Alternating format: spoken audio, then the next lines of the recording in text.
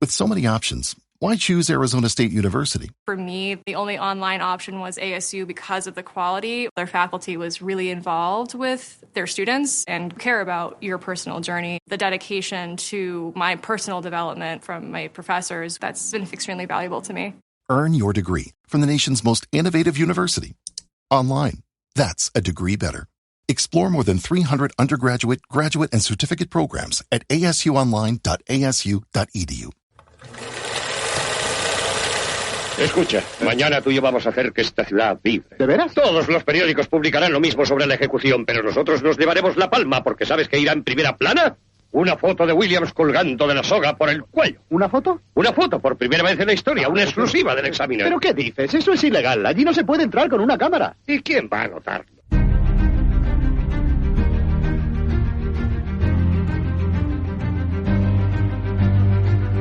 La última flecha. Un podcast del antepenúltimo mohicano. Hola a todos, bienvenidos una vez más a La Última Flecha, el podcast del antepenúltimo mohicano. De nuevo seguimos repasando la historia del cine, viendo clásicos, y hoy lo hacemos además con nuevas voces, porque tengo el placer de dar la bienvenida a La Última Flecha por primera vez a Mariona Borrul. Muy buenas, Mariona, ¿qué tal? Muy bien. ¿Y tú, Dani, qué tal? ¿Todo bien? Pues muy bien, la verdad, con muchas ganas del programa de hoy, de la peli que vamos a ver hoy, pero también hay que dar la bienvenida a Miguel Muñoz Garnica. Miguel, muy buenas, ¿qué tal? Muy buenas, Dani. Forte también está al otro lado de la línea. Forte, un placer, como siempre. Hola a todas y a todos. Un placer teneros a los tres. Hoy vamos a hablar de una de las grandes películas sobre periodismo de la historia del cine. Todos sabemos que para trabajar en la información hay que ser serio y riguroso, por eso cuesta creer que este film que vamos a ver sea una comedia. Sin embargo, todo cobra sentido cuando sabemos que la película está escrita y dirigida por el maestro de la comedia, Billy Wilder. Hoy vamos a profundizar en una película que puede considerarse pues la última gran obra maestra del director, de 1974, Primera Plana.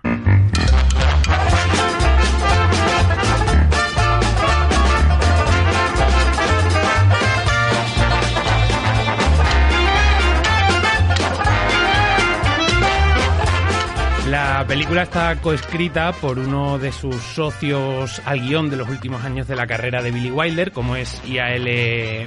Diamond, y nos trae una adaptación de una obra de teatro escrita por Ben Hedges y Charles MacArthur, que ya tuvo una primera versión cinematográfica en 1931, dirigida por Lewis Milestone, y también una versión de Howard Hawks en el 40, llamada Luna Nueva, de las que luego hablaremos a lo largo del programa. La peli nos cuenta la historia de Hildy Johnson, que es un audaz periodista de sucesos del Chicago Examiner en el año 1929, y bueno, decide dejar el periodismo por una mujer con la que va a casarse el día que un condenado a muerte va a sufrir su condena por asesinar a un policía, y este se fuga de la cárcel. El periodista intenta abandonar la noticia, pero su defecto profesional y las presiones del director del periódico, Walter Burns, pues harán que su huida del periodismo le sea bastante difícil a la hora de querer dejar su carrera atrás. Bueno, aquí estamos hablando de Billy Wilder, un maestro de la narración fílmica, de la construcción de tramas, de las situaciones, un gran maestro de la comedia, y aquí pues nos dejó su última gran obra maestra. Creo que vamos a empezar hablando un poco de él como guionista, porque la primera parte de su vida fue como guionista. Él arrancó trabajando de reportero en Alemania y empezó de guionista, hizo un par de películas. Posteriormente se vio obligado a dejar Alemania por el nacionalsocialismo. Por supuesto, tuvo que huir, ya que sus raíces eran judías. Y en Francia hizo también una película antes de emigrar en 1934 hasta Estados Unidos, junto a Peter Lorre, con quien compartió apartamento en Hollywood. Y ahí fue donde arrancó, digamos, su carrera como guionista en Hollywood, donde tiene una carrera espectacular y donde hizo muy buenas migas con un socio que fue Charles Brackett, con el que fundó su propia productora de guiones y con el que hizo 13 películas. Y aquí es donde empezó una carrera enorme, fuerte, de la que podemos hablar muchísimo y de la que yo creo que, bueno, es casi imposible reducir a la hora y pico que durará este podcast. Bueno, realmente enfrentarse, como bien has dicho, Dani, a la obra de Billy Wilder, resumirla aquí en unas pocas líneas, es muy difícil, pero bueno, al mismo tiempo también es sencillo porque yo creo que cualquier persona que le guste el cine sabe quién es Billy Wilder, ¿no? Uh-huh. En sus inicios, en su época alemana, quizá la película más conocida en la que trabajó, que a día de hoy es casi una película mítica por la cantidad de nombres conocidos posteriormente que trabajaron en ella, Los hombres del domingo, una película del año 1930, que además, no solamente por los nombres que participaron en ella, sino por la película en sí, ¿no? Todo un desafío, una película realmente sorprendente, fantástica, en la que se busca un naturalismo muy potente, además, para la época, en la que lo que está narrando es lo que acontece a diversos personajes durante un día festivo, lo que es, con su título, el domingo, ¿no? En esta película participaron personajes, solamente por nombrar a quienes compartieron dirección con Wilder, pues tenemos, aquí los tengo apuntados, Fred Zinnemann, Robert y Kurt Siodmak, Rokus Gliese, que quizás sea el más desconocido de todos ellos a día de hoy, y nuestro admirado, yo sé que Mariona y Miguel lo van a reconocer enseguida cuando diga su nombre, Edgar G. Ulmer, nuestro pequeño ídolo local, ¿no?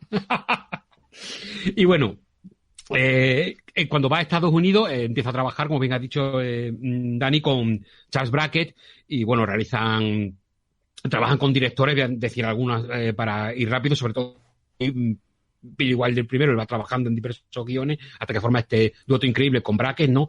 Pero bueno, ahí están sus trabajos con directores como Howard Hawks, Ernst Lubitsch o Mitchell Leisen, ¿no? En sus guiones para Mitchell Leisen, que muchos de ellos lo hizo con Charles Brackett, si no recuerdo mal, ellos trabajan en el guión de Medianoche, una de mis comedias clásicas favoritas de todos los tiempos.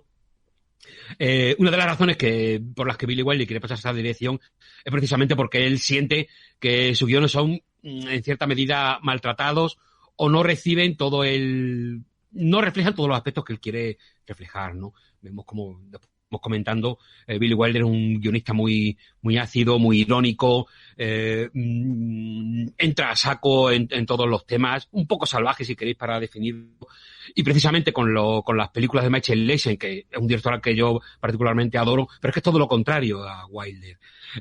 Todo lo que en Leisen es elegancia, en Wilder es, como he dicho, todo es salvaje, ¿no?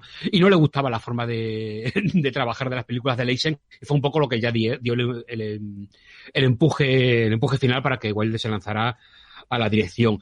Aunque hoy se le conoce, todos lo asociamos como uno de los grandes reyes de la comedia cinematográfica, en sus primeras películas, sin embargo, vemos que destacan obras que no tienen nada que ver con el género de la comedia. Voy a decir algunos títulos que os van a sonar a todos. No quiero parecer que estoy aquí soltando el chorro de títulos, pero creo que por lo menos comentarlas para que las tengamos presentes, ¿no?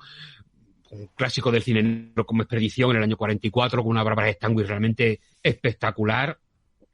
Día sin huella, una fantástica película sobre el tema del alcoholismo, una película muy dura sobre todo para el año en que se rodó, el año 45, la ultra mitiquísima, que voy a decir, del Crepúsculo de los Dioses, ¿no? Todas la conocéis. Otra película que tiene como antecedente lo que sería el mundo del periodismo, o sea, lo que tratado de una forma muy seria y muy dura, como es El Gran Carnaval, una película que a mí me gusta muchísimo, con un Kirk Douglas realmente fantástico.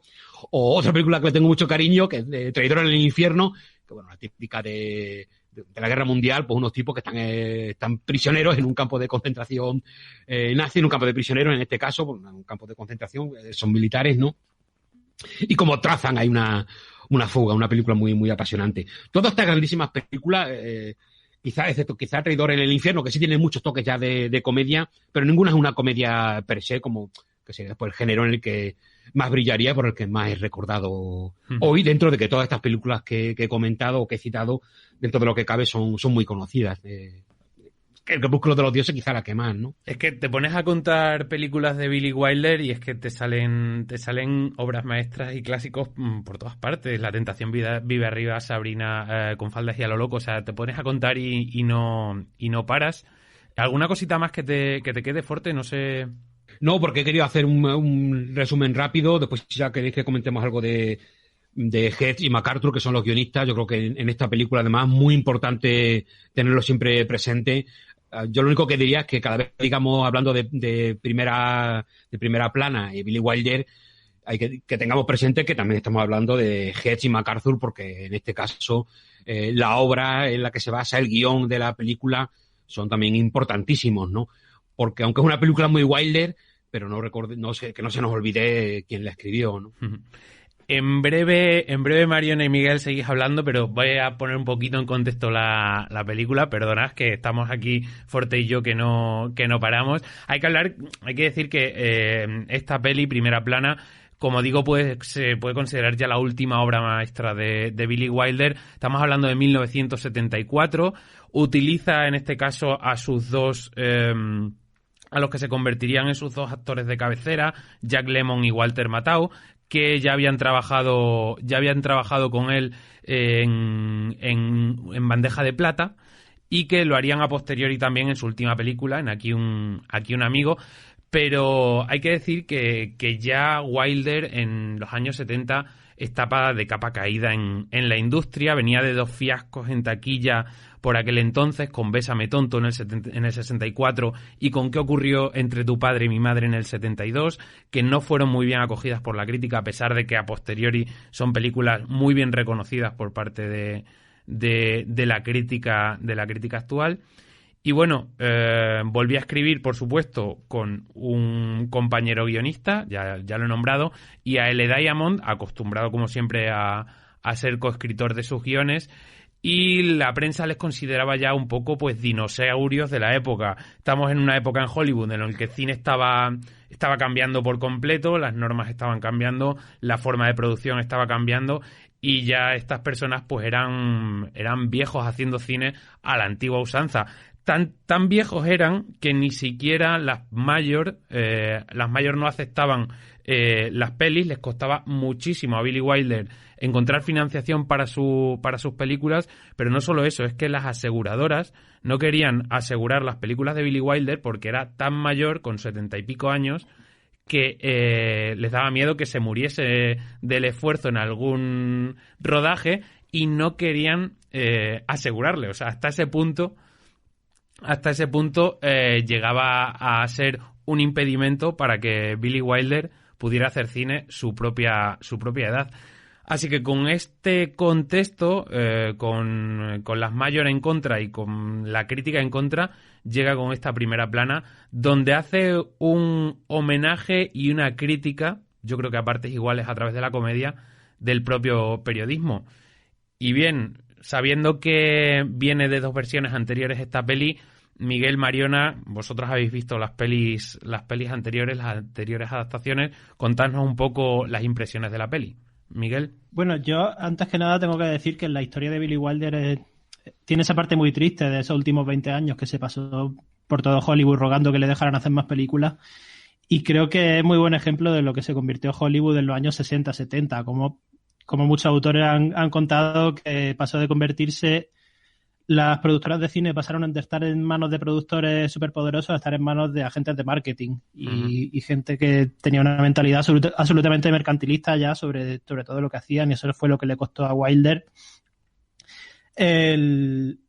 la posibilidad de seguir haciendo películas. Pero bueno, hay otros casos como John Huston, que también se encontró dificultades, como Nicolas Ray, que acabó completamente marginado, y es una historia triste de Hollywood esa, la verdad, y como ahí Hollywood murió y se recicló, convirtiéndose ya en otra cosa completamente diferente. Yo tengo que decir que tengo más cariño a Luna Nueva, la versión de Howard Hawks del 41, si no recuerdo mal. 41. Porque es una película que he visto, que llevo viendo y volviendo a ver muchos años. A Primera Plana llegué un poco más tarde. Quizá porque me gusta también un poco más el estilo de Hawks, quizá porque me gusta también cómo Hawks se la lleva muy limpiamente a ese terreno de la screwball comedy, a la guerra de sexo, a las conversaciones a 200 por hora, a la comedia de enredo total. Y luego cuando comente mi escena ya diré, porque le he dado mucha vuelta al tema de, siendo Primera Plana una comedia que me parece muy solvente, no me parece para nada una película mala, de hecho la considero buena. Creo que su diferencia fundamental con Hawks es que Billy Wilder, creo que lo comentaba ahí un poco, se le nota mucho que es un director muy, muy centrado en el guión. Y él lo ha dicho muchas veces, que él confía en el guión por encima de todo y confía en la escritura previa de la película por encima de todo. La diferencia con Hawks, por ejemplo, es que Hawks es un director que tiene más un pensamiento de puesta en escena que de guión. Y Primera Plana quizás lo que me parezca con respecto a la Luna Nueva, porque hay otra versión del 31 que Mariona sí la ha visto porque es una chica aplicada y ha hecho los deberes, pero yo no. La gran diferencia decía que es que Primera Plana es una película mucho más pensada para que sea una narrativa eficaz, digamos. Y eso, que en principio puede parecer mejor, a mí es lo que no me termina de convencer de ella, que se nota demasiado que todo está demasiado bien ensamblado. Ya luego me explayaré sobre esto, pero...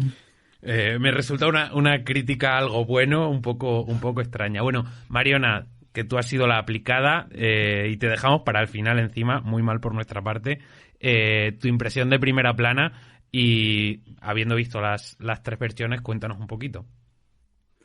Pues, mira, me resulta muy interesante, digamos, la diferencia que hay entre la propuesta de Hawks, por ejemplo, del 41 y la de Wilder, justamente porque la versión de Wilder me recuerda un montón a la del 31 en ocasiones. En el sentido de que, primero, a nivel narrativo, coincide en bastantes más cosas que con la del 41. Es decir, es como que recicla bastantes más elementos de hace 40 años que de hace 30. Y luego también la importancia del guión me parece eso, como bastante más resaltada o subrayada en la versión de Wilder que, por ejemplo, en la versión del 31 de Lewis Milestone. Un gran reportaje se llama la película, y en este caso estamos hablando de una película de un lenguaje claramente clásico, pero que es muy curioso porque cuando la ves te das cuenta de que Milestone en este caso tiene como momentos o capítulos o instantes en que se olvida de digamos el lenguaje clásico y digamos la narrativa visual clásica o transparente por lo menos, se como olvida de eso, de casi del modelo de representación institucional, y te pone por ejemplo algún plano secuencia absolutamente de casi diríamos no moderno, no en absoluto, pero sí como bastante fuera de tono, bastante opaco, casi diríamos musical, ¿no? Y claro, me resulta muy curioso porque narrativamente se parecen bastante la versión del 31 y la del 74. Ya os digo, recogen casi los mismos episodios, pero la del 74 me parece como bastante, no diría conservadora porque me parece más complejo, ¿no?, el acercamiento que digamos que podríamos tener a la idea de opacidad en un cine claramente narrativo, ¿no? Pero sí es verdad que es bastante más tradicional en un sentido de transparencia. Entonces, como estos dos grandes axis que yo creo que es la gente que hayáis visto un gran reportaje os daréis cuenta de que se alejan completamente, ¿no? Pero esto ya lo hablamos cuando tengamos más tiempo de lucubrar. Si hay que hablar algo de la película, por empezar ya a desgranarla y a analizarla, es la figura del periodista. Yo creo que aquí Wilder nos propone esa figura del periodista de los años 30 y me gusta ese concepto que había antes de los propios periodistas, Empezando por la mala reputación, y se puede ver en la escena del taxista, en el que llega el taxista y empieza a hablar de él como no quiero nada con taxistas, a esa gente hay que acompañarla a casa borracho, y encima luego les pides que te paguen y llaman a la policía. Suelen ser solteros que prefieren el trabajo a mantener una relación, están siempre borrachos, jugando a las cartas, los propone como sanguijuelas que exprimen la información de cualquier persona a cualquier precio.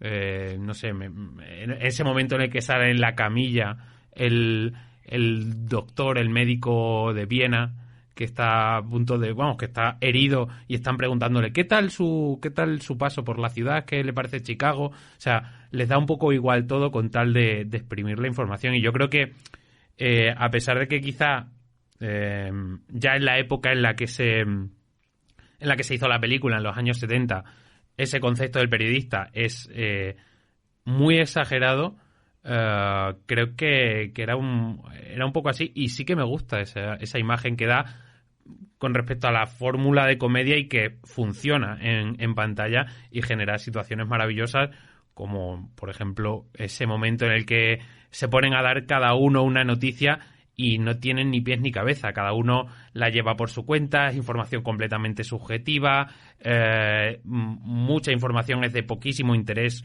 o de ninguno, y únicamente da información porque la noticia sea llamativa, más que por cualquier intención informativa real.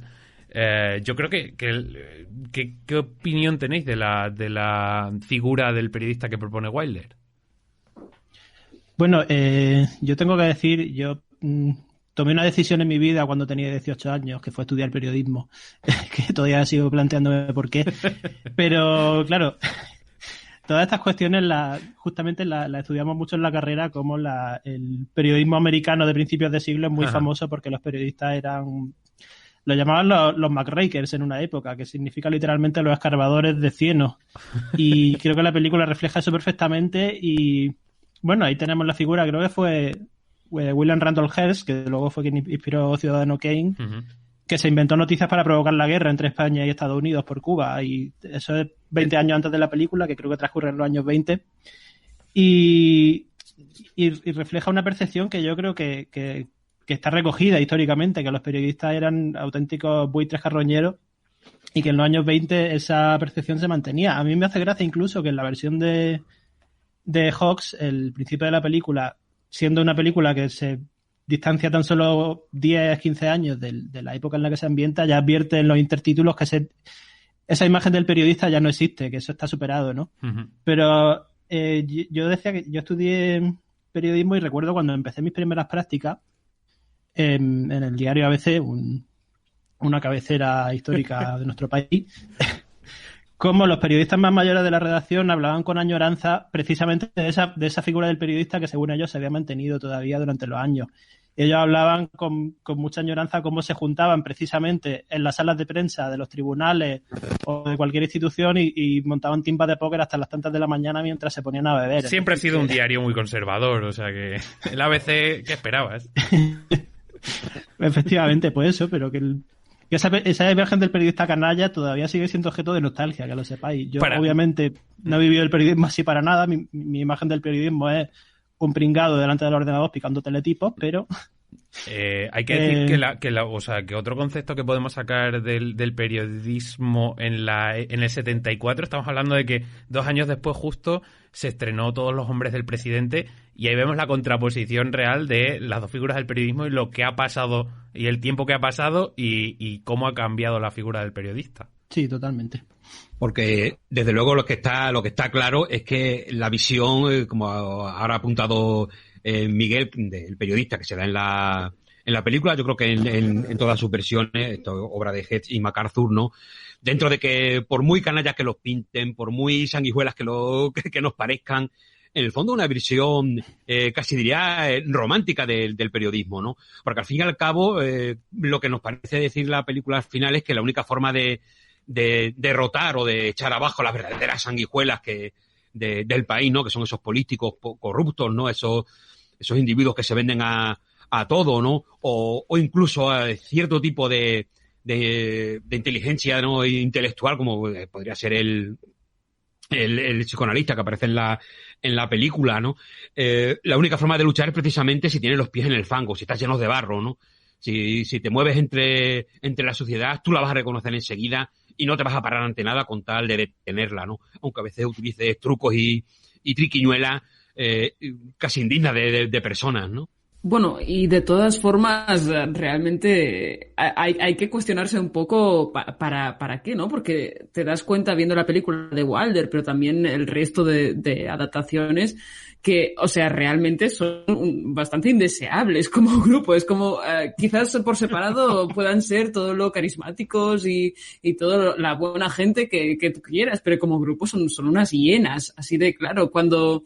Por ejemplo, si te fijas en la relación que tienen con las mujeres, es como, por favor, o sea, sí. ¿Dónde estamos? Sí. Y entonces un poco te planteas, y también qué respeto tienen por, no digo la vida humana ya, pero no sé, por ejemplo, con la figura de Earl Williams, al que van a ahorcar, es un pobre tipo que está mucho peor que ellos y además lo menosprecian. Es como, Dios mío, sí, o sea, toman el poder, pero ¿para qué, no? Les da completamente igual. Y aquí hay algo que a pesar de que hayan pasado los años, y estamos hablando de que está ambientada en 1929, no ha cambiado. A día de hoy, uno de los temas que son de completa actualidad son las fake news, y vemos fake news en estos diarios de 1929. Acaba de decir Miguel que William Randolph Hearst inventó noticias para forzar una guerra. O sea, lo de las noticias falsas y lo de manipular la información ha sido algo que se lleva haciendo toda la vida en el periodismo, y aquí lo vemos plasmado. Sí, yo creo que en eso no hemos cambiado tanto. Hombre, quizá han cambiado, que las noticias falsas son ahora mucho más virales en el sentido de que tienen más canales de propagación, pero realmente la historia del periodismo nunca ha sido una historia de santidad, y yo creo que es lo que planteaba Forte, que al final la película lo plantea como el famoso equilibrio de poder, la famosa idea de la prensa como cuarto poder, bajo la premisa de que los cuatro poderes están absolutamente corrompidos y la única forma de que no nos destruyan a los demás es que una corrupción anule a otra. Y a mí me interesa mucho incluso la idea de... una idea con la que también estamos muy familiarizados hoy en día, que es el político completamente adicto al cargo, ese alcalde y ese sheriff que hacen todo lo posible por conservar su cargo, y cómo también la película lo equipara o los pone en el mismo nivel absolutamente que el periodista adicto al cargo. Yo creo que el mayor duelo que hay en la película, por ejemplo, en la versión de Hawks, yo creo que da más importancia a todas las triquiñuelas que se inventa el editor del periódico, que en la de Hawks es Cary Grant y aquí en Walter Matthau. En la de Hawks, digo, se da más importancia a cómo el periodista va liando las cosas para obligar a Hildy Johnson a quedarse. Aquí, estando eso, creo que es menos importante, y la escena más definitoria de lo que es el Hildy Johnson como personaje, y lo que auténticamente le caracteriza, es cuando le ponen delante una máquina de escribir y la noticia de su vida. Y el mayor duelo que hay en la película es el duelo entre la máquina de escribir y la mujer que tiene al lado, y cómo la termina ignorando completamente. Y ahí es donde se revela el auténtico ethos del personaje. Es decir, el personaje del editor, yo creo que está ahí para empujarle un poco, pero al final es su propia inclinación la que le hace caer, ¿no? Ese defecto profesional. Tenía marcados como temas de la película tanto el trato a las mujeres, que luego imagino que tratarás a fondo, Mariona, en tu secuencia, y por otra parte también la homosexualidad, porque hay dos. Primero, el personaje de uno de los redactores, que es amanerado, y vemos el trato que hay por el resto del grupo de los periodistas, incluso por el editor de Hildy, hacia él, en su forma de comportarse y luego en su forma de escribir, que es un poco estereotipo del cine que hemos visto, hasta que llegó el momento en el que ese estereotipo del homosexual cambió. Y también lo vemos en el Doctor Vienés, que viene a hacer un estudio de la homosexualidad del asesino. O sea, un estudio al asesino para demostrar su orientación sexual o algo así, y le llama en todo momento desviado. O sea, también tiene una lectura bastante fuerte la peli en este sentido. No sé qué opináis. Bueno, y de hecho yo te añadiría otro personaje más, que es el del mismo Jack Lemmon, que llega a la oficina diciendo que ha venido de hacerse la manicura, de comprarse ropa nueva y bueno, yo en ese momento pensé, es que tiene una pluma que no se la aguanta. Y de hecho se ríen de él en plan ¿de dónde vienes? Que nos vienes así. Y es como, bueno, se ha duchado, cariños, que no pasa nada. Y de hecho yo creo que incluso, no sé, no tengo ni idea, pero que, digamos, hicieron aún más amanerado al Basinger, digamos, al poeta y al gay declarado de la sala de redacción, de prensa, para, no sé, equilibrar un poco la pluma que tenía Jack Lemmon, porque de verdad, bueno, no lo sé, chicos, ¿qué pensáis? Yo ahí quiero decir que, bueno, que Lemmon siempre ha sido cómico circense y en este caso ha sido muy expresivo. También te digo que en la peli, con el atuendo que tiene y las formas que tiene, pluma puede tener. Pero sí que es algo que se ve en la carrera de Lemmon, y es que esas formas que tiene por su forma de hacer comedia en ocasiones muy gestual, le lleva a en ocasiones tener pluma, y en esta ocasión sí que se puede leer por ahí. Bueno, yo perdón. No, es un apunte rápido, fuerte. Yo quiero añadir también, no olvidemos que en los títulos de crédito, cuando aparecen esos rótulos sobre qué fue de cada uno de los personajes, uno de los que aparece es Roy Bensinger y Rudy Kepler. Rudy Kepler es el redactor joven del periódico para sustituir a Jack Lemmon. Se mudaron a Cape Cod y abrieron una tienda de antigüedades, y se los ve los dos juntos en la foto, y yo creo que el rótulo nos está diciendo claramente que iniciaron una relación entre los dos. Es decir, que ahí tiene ese personaje que en principio no parece que entre en esta serie de personajes gays que introduce la película, que el redactor joven al final acaba con este señor, los dos juntos. Que esa es otra. Aquí también nos damos cuenta de que el becario siempre es el becario. Quiero decir, se le trata mal, ya sea 1929, 1974 o 2020. Esa no falla. Bueno, también quisiera, con todo lo que estáis comentando, realmente incidir un poco en que no deja de ser una película de un grupo de hombres, ¿no? De hombres que beben, hombres que juegan, y hace bromas típicas de cuando se juntan hombres ya además de una edad, ¿no? Entonces, no solamente es amanerado, bueno, en la versión que yo he visto, directamente traduce en los subtítulos marica, ¿no? Se dice bastantes veces marica, solamente por el hecho de que te duches. O sea, por eso me ha encantado cuando Marina dice que para diferenciar a Basinger, que es el realmente gay del grupo, ¿no? De Jack Lemmon, que es medio normal porque se ducha, tienen que hacerlo muy amanerado para que se note la diferencia, ¿no? Porque de entrada, para los otros, ya solamente si te duchas, ya es que eres un marica. O sea, imagínate. Entonces, ese punto, yo también os quiero preguntar sobre este punto, porque no sé hasta qué punto, perdonad que me repita, también está haciendo ahí una burla de este, o una ironía sobre este grupo de machos, digamos, ¿no? Reunidos, haciendo bromas de tipos duros, ¿no? De tipo, ya están de vuelta de todo, se meten con todo, ¿no? O no deja de caer la película en algunos momentos en el sistema más facilón, ¿no? Quizá por eso, aparte de, como ya comentó Miguel, yo Luna Nueva es una película que le tengo un cariño tremendo. Yo creo que hasta que descubrí Medianoche de Michel Leisen, que yo creo que es mi comedia, screwball comedy favorita junto a La Feria de mi Niña, era La Feria de mi Niña y Luna Nueva de Howard Hart, de las películas que más había visto, ¿no? O sea, las veía y me parecían brutalísimas, ¿no? Pero Luna Nueva tiene un detalle que me gusta muchísimo, que hace que la quiera más, no solamente por el cariño que le tengo de tantos años viéndola, ¿no? Sino por el detalle de que Hildy es una chica.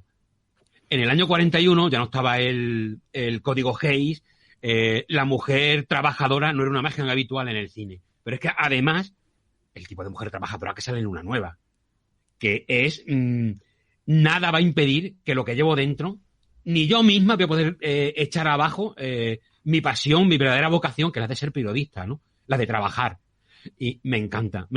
En ese sentido me parece mucho más moderna que la versión de Wilder, porque esa idea, ya presente en el año 41, pero incluso en los años 70, sigue siendo moderna la visión de la mujer que nos da Luna Nueva de la versión de Howard Hawks, ¿no? Que además me parece, Rosalind Russell además está genial. Me parece que está maravillosa en contraposición con ese Cary Grant que casi no cuesta trabajo verlo como de tipo tan pillastre de más, ¿no? Que siempre tenga ese toque picaruelo, ¿no? Pero no sé. También, ¿qué os parece esto? Bueno, yo creo que la película de Wilder es más moderna en lo evidente, ¿no? En cómo se le permite decir ciertas cosas que totalmente de acuerdo, a Hawks sí. no le generé en ningún momento. Yo incluso me hizo mucha gracia un detalle. Yo hace poco descubrí, no sé si me lo contaste tú, Fuerte, o esto lo leí por ahí, que una de las cosas que hizo muy polémica Psicosis de Hitchcock fue que mostrara un retrete. Y en esta película lo que vemos es que en la escena en la que esconde al personaje del condenado, que ahora no recuerdo su nombre, cuando entra en la sala de prensa después de haberse fugado, lo esconde en el cuarto de baño, y ya solo con eso, es decir, en la película de Hawks no había cuarto de baño en la sala de prensa porque no lo veíamos en ningún momento. Ya solo con ese tipo de detalles te das cuenta de que Wilder está en una época donde puede escribir más libremente sobre determinados temas, luego que, o sea, también, por ejemplo, que el alcalde o que ese representante del gobernador o el propio gobernador aparezcan como unos infieles o como directamente gente que frecuenta burdeles, pues tampoco a Hawks le hubieran dejado hacerlo. Pero sí que es cierto que yo estoy muy de acuerdo con lo que comenta. Hawks en otras cuestiones puede que más importante sí que es más moderno, y a mí el personaje de Hildy Johnson, el de Rosalind Russell, me fascina también. Pero claro, es que en ese caso Wilder no estaba siendo entre comillas moderno, no estaba adelantándose a su época. Estaba siendo uno más con su época, donde estas cosas ya se pueden decir. Lo potente en la película de Hawks es que hay cosas que no puede decir, pero es que una de ellas es presentar a una mujer trabajadora así. Y nos la enchufa totalmente, que es lo que me encanta de Luna Nueva, ¿no? Cómo se vale de que la idea de que ese personaje, como lo que se quiere es casar y llevar una vida normal, que es lo que le corresponde como mujer, en el Hollywood del año 41, Si vamos atrás, me gustaría que Mariona comentara también algo de la versión del 31. En el 31 no hubiera sido así, hubiera sido más la visión de Hawks, ¿no? Pero claro, ya al hablar, estamos hablando de que desde la misma palabra homosexual, la palabra prostituta, todas estas palabras estaban absolutamente prohibidas en el Hollywood clásico. Había que contarlas de otra manera y mostrarlo de otra manera, ¿no? Evidentemente. Sí, bueno, de hecho, es que me parece bastante interesante porque la versión del 74 es la primera que dice que Molly, que la chica que ayuda a Earl Williams, al condenado, es una ramera. En los subtítulos que hay en Filmin pone ramera. Sí.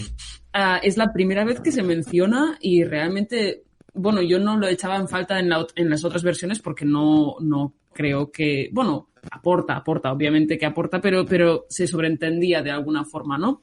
En la versión del 31 además es bastante evidente porque la prometida del periodista, creo que se llama Peggy, en esa versión, es una chica buena, pero buena, de buena familia, además que me la visten toda recatada y todo, mientras que a Molly, a la prostituta, bueno, evidentemente pues la caracterizan, ¿no?, como una mujer de la noche, aunque no aparezca en ningún momento, ¿no? Y sin embargo, Molly, aunque sí que cae un poco, quizás, no sé si estaréis de acuerdo conmigo, pero en todas las versiones en un poco en esta idea como muy estereotipada de la histeria femenina, es decir, una mujer que bueno, solo tiene de hecho dos grandes escenas en la película cuando se presenta y bueno, podemos hacer spoilers. Sí, por supuesto.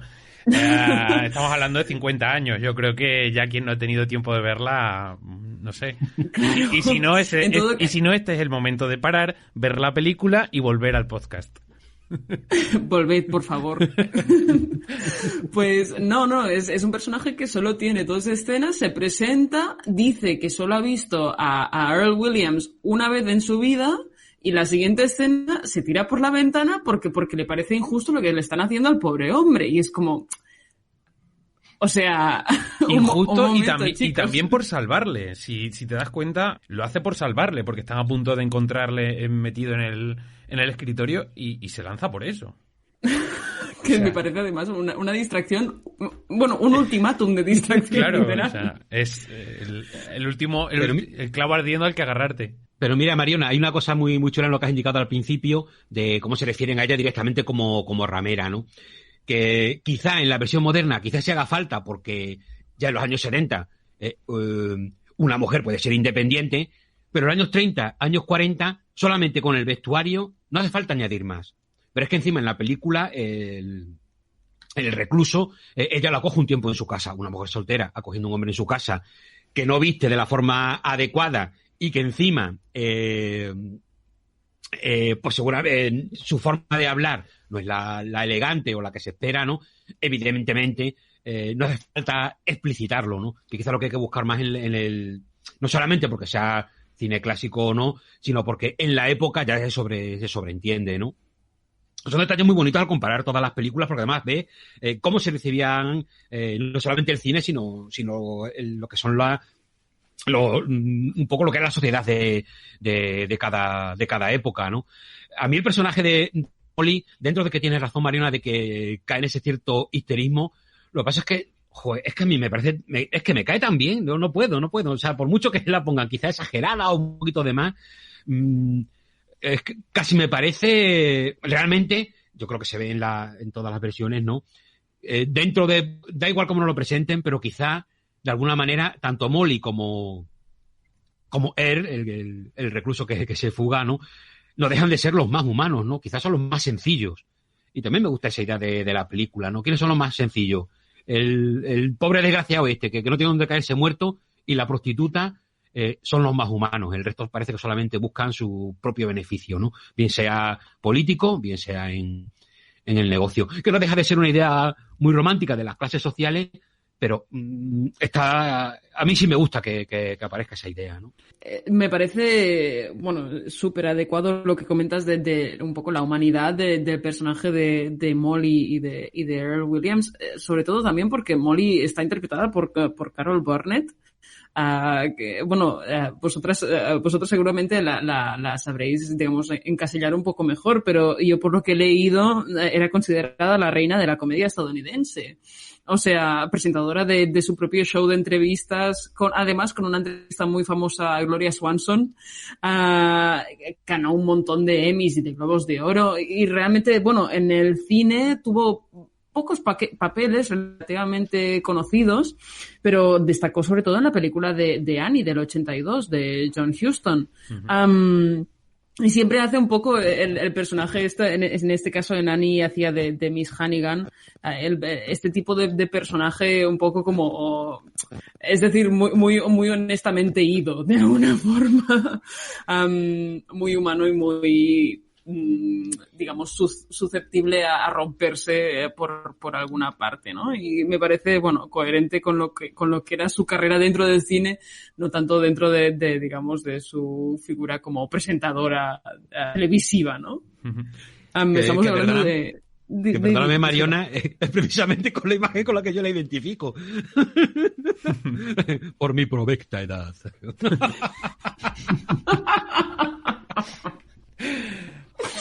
Quería haceros una pregunta, vosotros que habéis visto las versiones más antiguas. Hay un claro discurso del miedo al comunismo, estamos hablando de 1974, plena Guerra Fría, aquí el sheriff está todo el rato hablando de los bolcheviques, que si están metiéndose en las raíces de la democracia y van a raer las barras y las estrellas de la bandera americana. Está todo el rato con ese discurso anticomunista. No sé si sale también o aparece también en las versiones anteriores. En la del 31 aparece, pero muy brevemente, es muy en segundo plano. Realmente es que casi diría que no es ni importante para la trama. Yo me fijé porque no lo entendí de buenas a primeras. Yo soy del 96, no he estudiado nunca historia a fondo y tal, pero no es trascendente, yo creo. En Luna Nueva Bueno, yo hablo un poco de memoria. Creo que se me llegaba a mencionar que el personaje del el Williams en Luna Nueva sí que tenía ciertas tendencias comunistas fuertes. Tú lo recordarás también, pero en cualquier caso era mucho más secundario, ¿no? Sí, yo creo que en la versión de Wilder donde más incide en eso, precisamente, porque donde más mete los dedos en la llaga a Wilder, porque sabe que eso es algo muy... Es una crítica muy potente que está haciendo a los estamentos, ¿no? Tanto el alcalde como el sheriff, que son el ejemplo de lo más racionario que te puedas imaginar, están todo el rato con ese discurso bolchevique que es totalmente inventado, totalmente falso y una mentira, ¿no? Le sirve a Wilder para lanzar toda una andanada contra cierta ideología fascista, ¿no? Que todos los males, todo el mal que ellos están provocando, se lo echan a ese fantasma lejano de la Unión Soviética, ¿no? Que encima además en los años 70, plena Guerra Fría, ¿no? Simplemente era eso, anotar que se nota que es plena Guerra Fría en la peli, y me resultaba bastante sorprendente, siendo una peli ambientada en los años 30, que este discurso tuviera tanto protagonismo en aquella época, cuando no había tanta tensión, no sé. En fin, me resultaba raro, por eso quería conocer si se reflejaba también en las versiones antiguas, Forte. Sí, bueno, pero ya como ya todavía era temprano, pero claro, por eso. A ser tendencia, pero también date cuenta que hay un momento en que Earl Williams, lo recuerdo más en la versión de Billy Wilder, hace una referencia a Sacco y Vanzetti, ¿no? O sea, también está metido ahí el mundo del anarquismo, el mundo de... Son más cosas, ¿no? Lo que pasa es que Wilder, por la época, sabe que lo más potente para el público de los años 70 es precisamente que los malvados de la película, para refugiarse, acudan a lo que en ese momento estaba diciendo todo el gobierno norteamericano, ¿no? Que el malo es el gran oso polar soviético, ¿no? Que está allí. Siempre los rusos. Mariona, íbamos a empezar con las secuencias, pero adelante. Bueno, mira, de hecho me va bien porque también entroca con la mía, ¿no? Comentar esto y resaltar que justamente Molly dice que cuando pasan la noche, que pasan juntos ella y Earl Williams, él le hace un resumen de lo que es su ideología anarquista.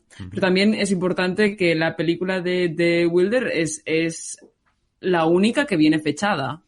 Si os fijáis en los títulos, digamos, introductorios, es la única que lleva una fecha, además una fecha que no se corresponde con el año en que fue estrenada. En este caso es el 6 de julio de 1969, que es 5 años antes de la fecha en la que se estrenó, ¿no? Y me parece curioso, como mínimo. Y hasta yo creo. Vale, pues con eso empezamos ya el repaso a las secuencias. Vamos a empezar por la mía. No es que yo quiera el protagonismo, es que es apenas 5 minutos después de empezar la película, que es ese momento en el que el director del periódico le está pidiendo a Hindley que vaya a ese momento en el que van a matar al reo y le van a colgar y haga una foto. Mira, he hecho preparar este artefacto. Te lo atas al tobillo y subes el cable por la pernera del pantalón. Te haces un agujero en el bolsillo. Y cuando Williams caiga al abrirse la trampilla, te levantas un poco la pernera y aprietas la pera. Ingenioso, ¿no? Un invento digno de ti. A las 7 en punto el chico estira la pata. A las 7:03 abandonas el patio de la cárcel. Te espera una ambulancia con un laboratorio de revelado y una máquina de escribir en su interior. Sale a toda pastilla tocando la sirena. Mientras tú escribes el reportaje, se revela el negativo. A las 7:22, la foto llega a manos del grabador y tu reportaje entra en cajas. A las 7:56, componemos la primera plana. A las 8:12, las presas empiezan a rodar y a las 8:47 echamos a la calle una edición extra. ¿Qué tal? Walter, o te conceden el premio Pulitzer o te meten un año en Chirón. Va a ser un éxito tuyo y mío. Verás, quiero un artículo de unas 1200 palabras, con mucho ambiente, ¿sabes? Me gusta esta secuencia porque me sorprendió sobre todo la primera vez que vi esta película, y es que a pesar de todo el periodismo en muchas cosas no ha cambiado, y es la premura. Nos explicaban mucho, y lo vemos a diario, que hay que ser los primeros, y cada vez nos vemos más abocados a eso. Creo que todos aquí hemos cubierto eventos cinematográficos y todos estamos rabiosos por salir y ser los primeros en dar la crítica, dar la opinión, sacar el artículo, y es algo que no sé, que en esta frase, en esta forma de explicar cómo van a desarrollarse los eventos para que puedan dar la exclusiva, y cómo el propio director del periódico lo va explicando paso a paso y minuto a minuto.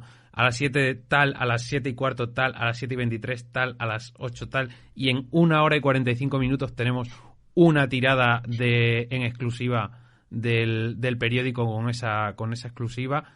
Al final refleja exactamente lo mismo que tenemos hoy en día, y es que era un mundo que ya empezaba a acelerarse y que esa celeridad pues llega hasta estos días. Lo que pasa es que lo que en aquella época era 1 hora y 45 minutos desde sacar la foto hasta que el periódico estuviera tirado en papel en la calle, pues ahora son cuestión de minutos en salir de una película o salir de un evento o directamente retransmitirlo en directo. No sé, simplemente me gusta esta secuencia por cómo demuestra en la escritura de guión Wilder pues la celeridad del periodismo. Por eso quería traerosla. A mí también me gusta esta secuencia relacionada con... Una cosa de esta película que me gusta mucho a mí son los créditos de apertura, porque creo que he visto pocas películas que detallen también cómo funciona todo el proceso de la rotativa de un periódico, de las planchas que utilizan, de cómo los trabajadores siempre están en ese ritmo incesante, y me parece un poco que esos títulos de crédito, aparte de, digamos, documentalmente ser muy, muy interesantes, creo que marcan un poco dónde está el centro de gravedad de todo lo que ocurre en la película, en el sentido de que todo tiene que precipitarse para que llegue a ese punto en el que las rotativas se pongan en marcha y empiezan a soltar ejemplares del periódico. Ajá. Que va un poco en la línea de lo que dices, Dani. Como ahí lo único que ha cambiado efectivamente es que ya la noticia no sale al momento por la página web, sino que la noticia tiene que salir a las 7 de la tarde, que es cuando las máquinas empiezan a funcionar. Incluso en el momento de la película lo dicen claramente: oiga, sheriff, ¿no puede usted adelantar la ejecución 2 horas para que lleguemos a la primera edición? Ahí, bueno, en cuanto a los créditos, luego digamos que le hizo un pequeño homenaje en la película de La sombra del poder de 2009, protagonizada por Russell Crowe. No sé de quién es el director de esa peli, que también en los créditos finales, en este caso, vemos cómo, después de escribir esa noticia, cómo es el proceso ya en un periódico actual, con impresión actual y todo. Pero sí, los créditos son apasionantes y te ponen rápido a tempo. ¿Algo que decir, chicos, vosotros con respecto a esto? Bueno, y justamente me parece interesante porque es quizás la película que más se dilata en este sentido, pero es muy curioso porque la versión del 31, después de los títulos de créditos, añade una secuencia que no está en ninguna de las dos, o por lo menos no tan extendida, que es toda la preparación también de la ejecución. O sea, pasamos de digamos, cómo se imprime a un periódico a cómo se mata a un hombre. Uh-huh. Lo cual me parece interesante a nivel de montaje, de discurso generado por el mismo montaje de la película, sin alargarme mucho más. Pero sí, además, el timing de las 7:03, de las 7:22 y tal, yo creo que es un poco lo que nos mueve esta adrenalina que nos mueve al consumir y un poco excretar. Sí. Eso, pues justamente trabajo periodístico en el cine, por lo menos, ¿no? Mariona, seguimos contigo ya que estás. ¿Qué secuencia has elegido tú? Pues yo me quedo con la presentación de Molly ante el grupo de periodistas. ¡Os buscaba, panda de vagos! ¡Oh, la encanto! Pero si es la señorita Molly Malloy. Las cruciales. ¿Cuántas chapas has hecho hoy? ¡Reíos! ¡Malditos! Son preciosas las rosas que le has enviado a Willy. ¿Qué harás con ellas cuando se vaya al otro barrio? Se va a las 7:00 de la mañana. No sois más que unos bárbaros. Eso es lo que opino de vosotros. ¿Vas a hacerle una visita a tu novio? Solo tienes que cruzar el patio. Seguro que preferirá pasar la noche contigo que con el capellán. No vale la pena que me estropeen las uñas y no te pondría la cara como un mapa. ¿Podrían ustedes presentarme a esta señora? ¿Señora? Olfatea y notarás que apesta a perfume barato. ¡Bestias! cerdos! No te enfades. ¿Te hemos dejado mal en nuestros artículos? Nunca he dicho que amaba a Williams y que estaba dispuesta a casarme con él en el patíbulo. ¡Os lo inventasteis! La verdad es que es tremendo la perspectiva femenina de este personaje propuesta por Billy Wilder. O sea, es terrible, Mariona. Sí, realmente, y además yo creo que es una secuencia que encapsula muy bien uno de los temas de la película, que es básicamente lo difícil que es, digamos, desentenderse de las dinámicas de grupo y tener una voz propia a pesar de que todos digan la suya y tal, pero que lo que es tener una voz propia dentro de una inercia o una dinámica de grupo, ¿no? En este caso, en esta secuencia, bueno, se separa muy claramente a nivel visual lo que es el grupo de hienas, de periodistas, y luego el personaje de Molly por una parte y los dos, digamos, raritos del grupo de periodistas, que en este caso son el becario Kepler y el homosexual Bessinger, ¿no? Y creo que además, o sea, expone muy, muy claramente, muy diáfanamente esto, un tema que realmente vertebra toda la narrativa de la película, que es esto, el sobreesfuerzo que tienes que hacer para eso, salirte de esta marabunta y este terremoto que es pues eso, la presión de grupo y dinámicas tóxicas, chungas, que existen dentro de esa sala de prensa. ¿Qué pensáis, chicos? No, la verdad es que es terrible, ya no solo por el lenguaje utilizado, sino porque es que en todo momento no la dejan expresarse, no le creen ninguna palabra, todo lo que intentan sacar de ella es información banal, innecesaria y obscena, en este caso, y es muy triste el planteamiento que hace cuando ya en 1974, a pesar de que esté ambientada en los años 30, podría haber dado un giro a este personaje y plantearlo de otra manera completamente diferente, a pesar de que fuera el mismo papel de prostituta, pero darle un giro y otra mirada. Ahí yo creo que es donde quizá Billy Wilder demostraba eso que decía la crítica de él por aquel entonces, y es que ya iba de camino al cementerio de elefantes. Pero de todas formas tampoco olvidemos que este personaje y lo que le ocurre no deja de responder a la idea en el fondo de base de la película, ¿no? Porque el problema no es que crean o no a Molly, es que les da igual. Sí. Porque ellos tienen que crear una historia. Entonces, esa historia, si tiene que llevarse por delante a Molly, a él, porque él es el mismo tipo de desgraciado que Molly, no veo ninguna diferencia entre Molly y él, por ejemplo, a cómo los tratan, ¿no? Uh-huh. O sea, no veo ni siquiera un trato que sea de género, es trato de clase. Tú eres un desgraciado, no eres nadie, no vales nada, lo que nos cuentes nos da igual, queremos una historia. Tú eres una prostituta, no vales nada, nos da igual lo que cuentes, queremos controlar una historia. Entonces, ahí está lo duro de lo que nos quiere narrar Wilder, creo yo, ¿no? Yo creo que es el discurso que él busca por ahí, y él incluso no le importa llevarse por delante a quien sea, como los propios periodistas, con tal de contar su historia, que al fin y al cabo lo que trata es de alguna manera, entre comillas, dentro de que no deja de perder su tono de comedia, de alguna manera la película te está bofeteando continuamente en la cara con algunos temas, ¿no? Yo esa escena que comenta Mariona la relaciono también con otra posterior que, bueno, la hemos mencionado antes, que es cuando ella hace esa especie de sacrificio por él y decide tirarse por la ventana para no tener que hablar. Que Miguel es la escena que he elegido yo. Claro. Vaya. Pues venga, vamos con ella. Vamos con ella. Si no quieres, recuerdo ese detalle. Luego lo comento a raíz de eso. Vamos con ella. Pero termina y ya enlazamos. No, hombre, no, seguimos. La escuchamos y ahora hablamos de ella. 6 hombres contra una pobre chica. Debería daros vergüenza. ¡No te metas en esto, Gildy! ¡Sujetadla! ¡Al que lo intente! ¡Le abro la cabeza! ¡Oh, caballeros! ¡Caballeros! Opino que no estáis llevando bien el asunto. ¿Quién pide tu opinión? Molly, si tienes alguna información, estamos dispuestos a comprártela. Sí, todos pondremos algo. Te damos $20. ¡Claro! Soy una furcia y haré lo que sea por dinero, ¿no? Subimos a 50. ¿Sabes cuántos clientes es eso? Te ahorras muchos esfuerzos. ¡Ojalá os caigáis muertos! ¡Está bien, zorra! ¿Quieres que vayamos a las malas? Pues ahora verás. ¡Vamos! ¡Trae acá! ¡Cuidado con los tacones! Cielos, debe ser mi editor. ¡Vamos, perra, habla!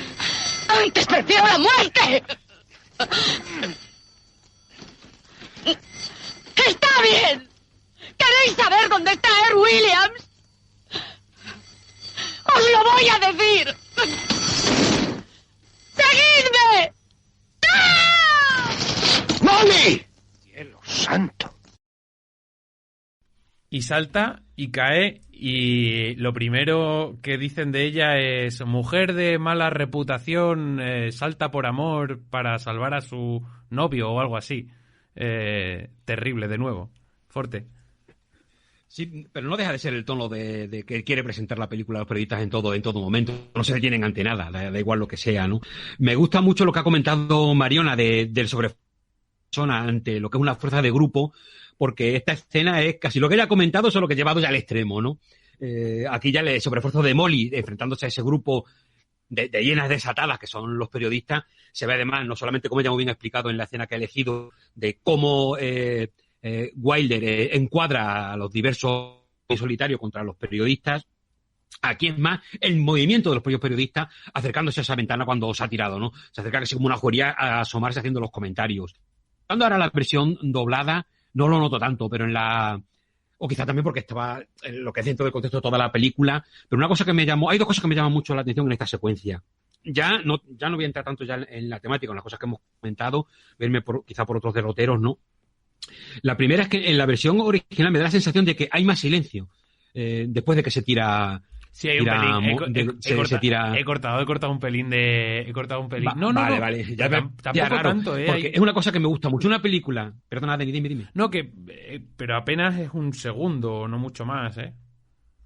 Sí, pero se nota en una película en la que continuamente no se deja de hablar. Continuamente se está hablando. Y de repente, en este momento en que se lanza Molly por la ventana en ese sacrificio casi incongruente, ¿no? O exagerado, si queréis, pero realmente un momento desesperado de alguien que no tiene nada que perder. La única persona por la que ella siente afecto, la van a descubrir, sabe lo que van a hacer con él y prefiere sacrificarse ella, porque realmente él ya es objeto de sacrificio per se, ¿no? Son las dos víctimas de la película que además no tienen ni capacidad de defensa por sí mismos y nadie va a hacer nada por ellos, ¿no? Me gusta cómo Wilder en ese momento siempre me gustan los cambios de tono, los cambios de registro en las películas. Aquí tenemos una comedia muy desatada y de repente hay un momento en el que se te congela la sonrisa. O sea, cuando Molly se tira, aunque ya me lo sé, lo vuelvo a ver y me vuelvo a quedar, digo, ¿qué hace? O sea, me quedo impactado, ¿no? Hay un momento de silencio que en la película pesa muchísimo porque no se ha parado de hablar. Es como si de repente Wilder dijera, sí, que estamos de broma, pero atención, hay vidas humanas aquí. Estamos hablando de personas, ¿no? Sí. Por eso digo que hay momentos que por mucho que presenta Molly de una manera o de otra, evidentemente está también la obra de Head y MacArthur, que ya lo dejan claro, ¿no? Son los personajes más humanos. Son los personajes humanos. Da igual como me los presente, como lo que quieran decir, ¿no? De hecho, incluso en la película de Wilder, casi me gusta que se incida tanto en lo ramera y lo prostituta que es Molly, porque por muy prostituta y muy ramera que sea, es mejor persona que todos ellos juntos, ¿no? Eso no sé, yo lo veo así, me gusta mucho, ¿no? Y que además es el momento exacto en el que los retrata como a hienas, como ha dicho Mariona antes, como un grupo de hienas, porque la arrinconan y están al acecho cuando no es necesario ese acoso físico real. Y ese movimiento de grupo, que claro. Quiero decir lo que ha dicho Mariona, de eso, como de grupo que se mueve en masa, ¿no? No solamente cuando se ha tirado, sino cuando se asoman a la ventana, sí. Que son todos como si se asoma uno, ¿no? Todos en silencio, de repente no son capaces de hablar, hasta que al fin el primero suelta una broma. Y como después, Wilder, bueno, el guión de la película, de Head y MacArthur, ¿no? Como rebajan el momento, o sea, te dan la bofetada, pero después, para que recuperes rápidamente el tono de comedia, enseguida dicen que no ha pasado nada, que lo que ha hecho es que se ha roto una pierna, no ha sido tan grave. Estos cambios de tono tan brutales en películas, series, siempre que los veo, siempre me gustan, siempre me encantan y me fascinan cuando están bien hechos, porque no sé, ahora opinad, decidme vosotros qué os parece, ¿no? Pero me parece algo muy difícil. Como te estás riendo, te está todo de cacho exagerado, venga la broma, de repente te queda que no puedes hablar y dices, ¿cómo? ¿Qué? ¿Pero qué ha hecho esta mujer? O sea, se ha tirado y se ha suicidado de una manera tan brutal. Ahí enseguida volvemos otra vez al tono de comedia, ¿no? Eso siempre me impacta en las películas, evidentemente como está bien hecho, ¿no? Me gusta, tanto cuando se pasa de un tono de comedia desaforada a un momento de seriedad que te quede, que te congela por dentro, ¿no? Como cuando sucede lo contrario, en una película de terror, una película súper seria, de repente alguien hace un comentario, dice algo divertido, pero no te rebaja, no te despista de lo que de verdad quiere contar la película, ¿no? Sino que lo hace incluso más real, ¿no? Porque la vida a veces es ridícula, a veces divertida, y porque muchas veces también es aterradora, ¿no? ¿Qué os parece a vosotros? Yo iba a comentar esta escena, menos mal que me has cortado antes, porque iba más o menos en la misma línea que tu comentario, de efectivamente cómo confirman los periodistas como un grupo de acechadores. Y me gusta esta escena también en comparación con la de Hawks en Luna Nueva, porque creo que muestra muy bien cómo a Wilder le interesa más reforzar esta idea de los periodistas como indeseables. Lo digo porque en la de Hawks ocurre básicamente lo mismo y en el mismo escenario, que de pronto que la chica decide tirarse para salvar al condenado, pero en la de Hawks es una decisión mucho más repentina. Es decir, está esa presión de grupo, están los periodistas rodeándola, pero ni su movimiento ni su cercanía es tan agobiante, y sobre todo que lo que hace Hawks es cuando ella dice, ¿queréis una noticia? Yo te daré una noticia. Se vuelve hacia la ventana y la ventana aparece en ese momento porque la cámara se gira. Ella se va corriendo hacia la ventana y la ventana aparece como elemento sorpresivo para que ella se tire. En la de Wilder, sin embargo, lo que vemos es que casi son ellos los que la empujan por la ventana. Primero, porque ese movimiento de acecho y de acoso de los periodistas está mucho más marcado, y segundo, porque la ventana va entrando en el plano desde mucho antes. Y ella, antes de tomar la decisión, ya está subida en el face de la ventana defendiéndose con una silla de que la acosen y tal. Entonces, la decisión es mucho menos irracional que en la película de Hawks porque prácticamente ya la están empujando, ¿no? Y aparte que la ventana es un elemento muy importante en ese escenario en el que está discurriendo la acción, la tenemos todo el momento presente, ¿no? Sí, eso iba también, que no aparece como por sorpresa en la de Hawks, sino que aparece en el plano mucho antes de que ella se tire por...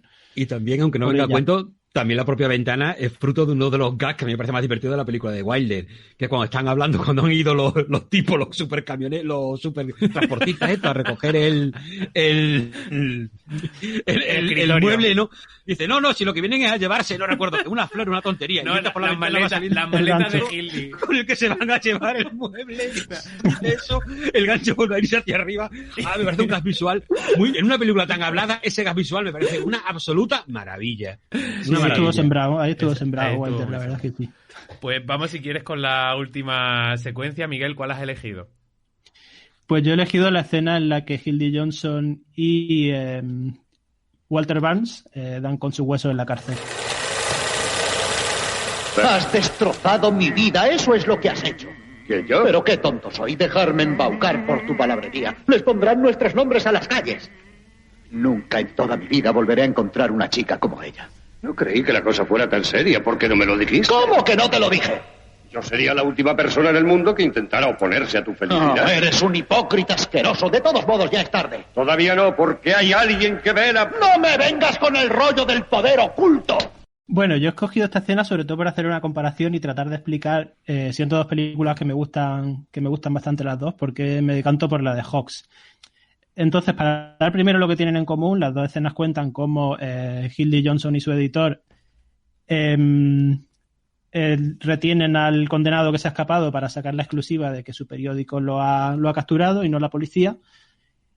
Y entran en escena el sheriff y terminan descubriendo su plan y en la de Hawks están a punto de meterlo en la cárcel cuando pasa algo que lo salva, y en la de Wilder los meten efectivamente en la cárcel, que es la escena que hemos escuchado, lo vemos entre rejas, y pasa algo que lo salva. En ambos casos, ese algo que pasa que lo salva es que aparece un emisario del gobernador con un indulto para el condenado, que el sheriff y el alcalde antes habían intentado quitárselo de en medio, los periodistas los descubren y claro, cuando descubren el intento de soborno que ha habido detrás, cambian las tornas y vuelven a controlar la situación. Entonces, primera diferencia que yo creo que es muy definitoria de lo que es cada director. Wilder lo lleva a la cárcel y a la cárcel ve mucho partido expresivo como escenario, y Hawks mantiene toda la escena en la sala de prensa. Nunca llegan a salir de allí, pese a lo que descubren el alcalde y el sheriff. creo que va muy en la línea de lo que era Hawks como director, que era un tipo que si podía alargaba la escena todo lo posible, aprovechaba los escenarios al máximo, algo que puede parecer muy teatral, pero que a mí es una de las cosas que más me gusta de él, porque luego la forma de planificar eso no es tan teatral. Entonces, lo que hace Wilder muy bien es sobre todo convertir a la escena de la cárcel un poco en una cosa muy carnavalesca, porque vemos un plano cercano de los dos personajes discutiendo, que es lo que hemos oído al otro lado de la verja, diciéndole, me ha arruinado mi vida, y empieza a decir Walter Matthau esta frase de hay un poder que nos protege, y ese poder aparece con el cambio de plano, que es un plano del pasillo, empiezan a desfilar las prostitutas. Aquí me parece... Eso es algo que me gusta mucho, perdón, que utiliza como escopeta de Chekhov en todo momento Wilder, y bueno, imagino que en la obra de teatro, y es nombrar en repetidas ocasiones el prostíbulo chino, y te lo deja caer un par de veces, y de repente cuando empiezan a aparecer prostitutas chinas, o sea, el impacto visual es perfecto. Sí, es perfecto, y ahí tiene otro detalle visual muy bueno Wilder, que es, vemos todo el desfile de prostitutas que aparecen, luego aparecen los clientes, y cuando se va quedando vacío el plano, ¿quién aparece? El emisario del gobernador sin pantalones, y que ha quedado oculto al principio de ese desfile, y ese detalle, esa aparición me parecen geniales. Ya claro, aparece el emisario sin pantalones, les cuenta a los periodistas que están en la celda de al lado lo que ha pasado, y es la situación en la que cambian las tornas. ¿Qué hace Hawks, que a mí me gusta mucho? Mantiene a los personajes en la sala de prensa en todo momento, en la puerta, discutiendo. El sheriff y el alcalde le están diciendo, están ustedes acabados, van a la cárcel. Cary Grant en esa película dice la misma frase, ¿no? Hay un poder oculto que sorprende a la prensa. Y en ese momento Hawks, sin salirse del escenario, corta un plano y vemos al emisario aparecer. Y aquí es lo que me gusta de Hawks, y lo que me gusta del tipo de humor de Hawks, y lo que me gusta del tipo de puesta en escena que hace Hawks, es que ese emisario aparece con un paraguas abierto y se choca el paraguas con la puerta. ¿A qué quiero ir con esto? A que todo lo que hace Hawks en esa escena, digamos, está más planificado para que determinados elementos narrativos confluyan en esa escena. A mí lo que me encanta de esto es el detalle de que aparezca un tipo que ha subido varias escaleras de un edificio gubernamental en un interior con el paraguas abierto, no sabemos por qué lleva el paraguas abierto, y que encima se choca el paraguas con la puerta. Es decir, ese tipo de detalle completamente tonto, que no aporta nada narrativamente, pero que el cine clásico te da muchas veces y que Hawks trabaja muy bien. Que con todo porque es esta otra cuestión de la peli de Hawks, hay mucho más ruido en su película, las conversaciones son mucho más cortantes, mucho más tajantes, hay varios frentes abiertos a la vez, todo es un caos. Que encima a ese caos de personajes enfrentándose entre sí, le añada el detalle completamente absurdo que casi te da una cierta... un funcionamiento anárquico de la realidad, de que un tipo aparece con un paraguas abierto dentro de un edificio y tú piensas, ¿por qué este señor va con el paraguas abierto? Eso es lo que para mí le da el toque de genialidad a Hawks. Pero también, Miguel, no olvidemos que la película de Hawks en el 40-41, porque aparece fechada de distinta manera según donde mire, pero no deja de ser también, entre comillas, un genial producto, pero de la screwball comedy, ¿no? Donde precisamente un señor caminando por el edificio gubernamental en un interior con el paraguas abierto tiene su lógica. Bueno, su no lógica. Su no lógica loquísima, ¿no? Claro, yo este tipo de detalles es un detalle muy screwball, pero me refiero que el cine clásico tiene muchos detalles que no tienen una significación narrativa directa, pero que creo que Truffaut François Truffaut lo decía cuando él iba al cine de joven, que muchas veces él, cuando veía cine clásico americano, lo que le gustaba es que a veces podía perder por completo el hilo narrativo porque encontraba detalles en la película con los que se quedaba embobado, y me parece que este podría ser un ejemplo de ese tipo de detalle que nos da este cine.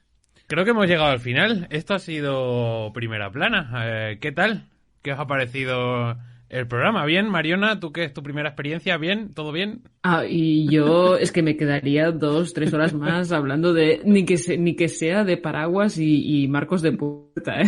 Así os lo digo. Bueno, habrá más películas, así que tendremos mucho por delante de qué hablar. Y ahora me acabo de acordar que no he dicho algo que tenía que haber dicho al principio, y es que se supone que este programa iba a ser de El infierno del odio de Akira Kurosawa, pero se dijo en el anterior programa, pero al final cambiamos a última hora y decidí que iba a ser Billy Wilder, así que toda esta gente que ha escuchado el programa entero pensando que hablábamos de Akira Kurosawa, pues sorpresa, no. No sé a quién le toca elegir. Se supone que le tocaba elegir a Emilio, que no ha venido. No, a mí. A Miguel. ¿Sabemos entonces qué película vamos a hacer para la próxima? Sí, sabemos. Vamos a hacer un musical del primer cine sonoro de Ruben Mamoulian que se llama Ámame esta noche, Love Me Tonight. Pues nada, Forte, Mariona, Miguel, muchísimas gracias, y a vosotros emplazarles a que si queréis cualquier información de cine vayáis al antepenultimomohicano.com y que muy pronto tendréis otra última flecha. Hasta la próxima, chao. Chao. Un placer. Adiós, Marcos.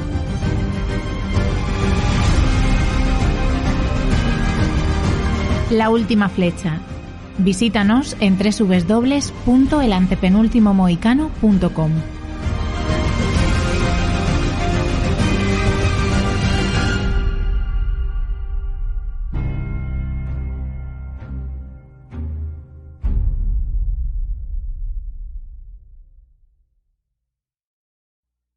At Arizona State University, we've made online education better, smarter, and more personalized so you can go further in your aspiring field. I decided to pursue medicine once I realized that ASU did have the online program for biological sciences. You're still required to learn the same curriculum. You're still being tested on the same content that anyone would be tested on in person. The comprehensiveness of the program prepared me so well for medical school. Explore over 300 programs at asuonline.asu.edu.